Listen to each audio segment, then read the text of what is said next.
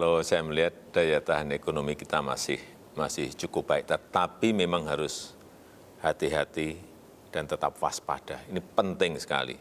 Kalau kita lihat konsumsi rumah tangga kemarin masih tumbuh di angka 5,5%, kemudian konsumsi listrik juga tumbuh 5,2%. Ini sangat baik. Artinya apa? Ada kenaikan produksi di industri, di pabrik-pabrik, karena mereka meminta listrik yang lebih. Kemudian juga kredit tumbuh terakhir di bulan Juli kemarin 10,8%. Ini kenaikan yang juga sangat drastis dari yang sebelumnya. Dan dana pihak ketiga tumbuh 9,1%. Ini juga bagus. Kemudian bahwa kita memang diuntungkan dan mendapatkan windfall dari kenaikan kuantiti maupun kenaikan harga di komoditas. Ini sangat baik, tetapi memang growth kita ini banyak dipengaruhi oleh konsumsi rumah tangga.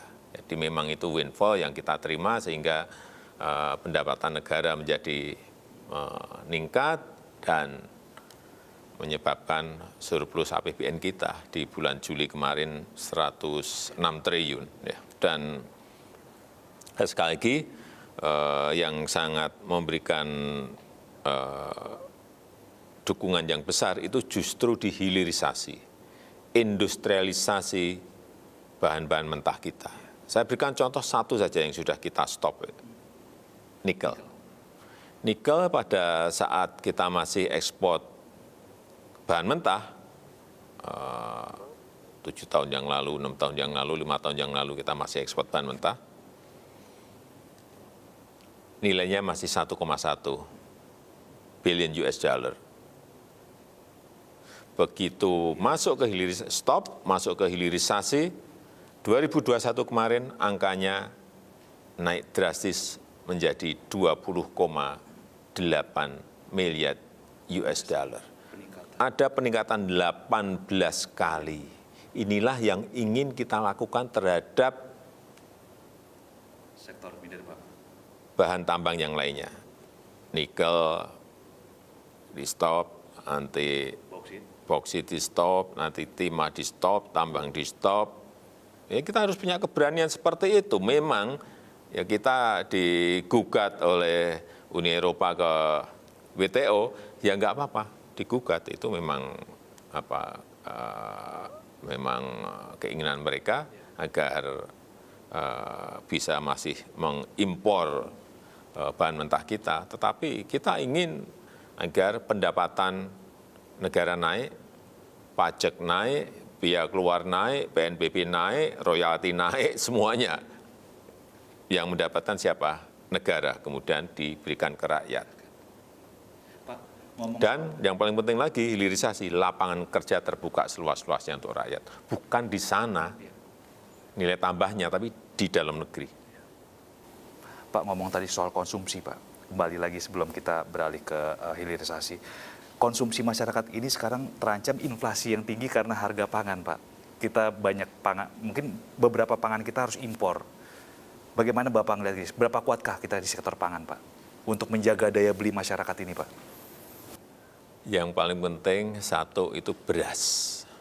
Beras ini jangan sampai terganggu produksinya. Sehingga selalu saya sampaikan urusan varietas unggul, urusan pupuk, urusan air itu menjadi utama. Dalam 7 tahun ini kita telah membangun dan selesai 29 bendungan, selesai. Akhir tahun ini akan tambah lagi 9, berarti 38 bendungan akan selesai. Sampai akhir 2024 kira-kira akan selesai 61 bendungan. Kalau nggak ada masalah nanti di APBN akan selesai. Plus embung 4.500 embung. Plus 1,1 juta hektar irigasi baru. Inilah yang menyebabkan produksi beras kita terus naik. 2019 31,3, 2020 31,3, di 2021 31,3. Selalu stabil dan naik dari sebelumnya. Karena apa? Ada airnya, ada bibit unggulnya, varietas unggul, dan juga intensifikasi betul-betul di lapangan itu dilakukan. Sehingga baru 2 hari yang lalu kita mendapatkan sertifikat penghargaan yang menyatakan bahwa Indonesia memiliki ketahanan pangan yang baik sejak 2019 dan swasembada beras sejak 2019 dari International Rice Research Institute dan disaksikan juga oleh FAO dari UN. Ini sebuah capaian yang baik dan ini akan dilanjutkan untuk komoditas-komoditas yang lain. Baik itu jagung itu kita harus tahu. 7 tahun yang lalu kita masih impor 3,5 juta ton jagung setiap tahunnya. Tahun kemarin kita hanya impor 800.000. Berarti ada penurunan Drastis. dan peningkatan produksi, Pak? Ya, artinya memang ada peningkatan produksi sehingga impornya turun menjadi 800.000. Itu pun juga jagung-jagung kualitas khusus untuk makanan dan minuman. Tapi tetap apapun yang impor memang harus segera diselesaikan. Juga yang berkaitan dengan wheat, gandum, itu juga harus diselesaikan karena gandum tidak bisa hidup di Indonesia. Ya kita substitusi campur dengan bahan-bahan yang kita miliki, tepung kasava, sorghum, sagu. Ini yang akan terus kita kerjakan.